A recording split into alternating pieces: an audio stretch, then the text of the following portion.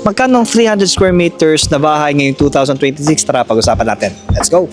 So mga kabahay, simulan natin sa 300 square meters na lot area or yung pinakalupa niya, and assume natin na 300 square meters din yung kanyang floor area. Distributed dyan mga kabahay sa 150 floor area sa baba at 150 naman sa taas. So sa standard finish mga kabahay, aabot yan ng 11.3 million to 12.1 million para sa standard finish natin. So bare finish, ito may perspective kami papakita sa inyo, yung paint namin, yung design, medyo standard lang din talaga pero livable pa rin siya. And next mga kabahay, yung premium finish namin or yung pinaka bestseller namin dito mga kabahay, na madalas ito talaga kinukuha ng client namin dahil siya ay nasa premium level, livable siya at the same time hindi siya ganun kamahal and very flexible yung ating pricing dito. Na umaabot ng 12.7 million to 13.8 million. So same size lang siya, medyo tumaas ang price due sa pag-increase natin ng standard and quality ng ating mga finishes. So last sa listahan natin mga kabahay, elite finish namin yung pinaka top tier naming finishes na umabot ng 18.7 million to 20.7 million pesos. So ito na yung pinakamataas na level namin dahil lahat ng finishes from tiles, ceiling, claddings, and yung design mismo is talaga in-improve natin sa maximum na pwedeng iganda ng iyong dream house. So we're talking about same lot area lang dito pero nag-iiba ng presyo dahil doon sa finishes ng ating bahay. And syempre yung quality ng design na na-improve din habang tumataas yung ating packages. And kayo, ano bang kukunin nyo dito kung magpapagawa kayo ng 300 square meters ng lupa? Comment down below naman and see you